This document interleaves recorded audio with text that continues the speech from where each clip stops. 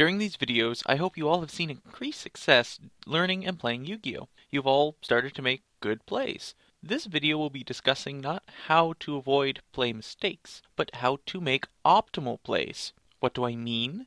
Let's look at an example. Here is a realistic opening hand for a Dark World deck.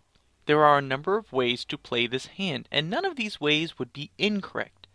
However, there is an opening move you would want to make first in order to optimize your percentages in the game.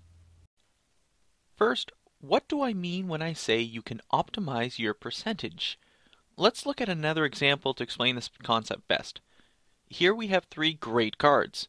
What if I told you one of these, when placed in a deck, theoretically increases the chance of that deck succeeding?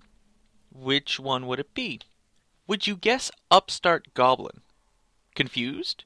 Well, it comes down to increasing the quality of your hand and the odds of drawing what you need. If you have 30 cards left in your deck and you want to draw one card of which you have 3 copies of in your deck, you have a 10% chance of drawing a copy of that card. So what if you draw Upstart Goblin? Well, you play Upstart Goblin and draw a new card. Now, however, there are 29 cards in your deck, meaning your odds of drawing a copy of the sought-after card has increased to 10.3%. Is that important? Well, if you put in one copy of Upstart, probably not. However, what if you put in 3 copies?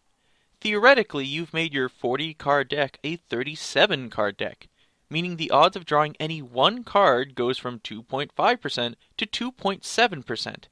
If you play regularly, that does add up over time and you will notice more consistency in your deck. Whenever you search or remove options or dead draws out from your deck, you immediately increase the odds of pulling something necessary out of your deck. That's why cards like Scrapyard, Reinforcement of the Army, and Tuning are so good and often immediate plays for those decks. If you take a card out of your deck with Scrapyard, your odds of maybe drawing Dark Hole increase. So, going back to the original Dark World opening hand, which of these options is optimal? If you said Foolish Burial, you're right. Not only do you place a Grepha in your graveyard, but you increase your deck's odds with your other draw mechanics, but you remove the chance of drawing another Grepha before you play Foolish. Drawing into Grepha can many times be a dead draw if it's the beginning of your turn.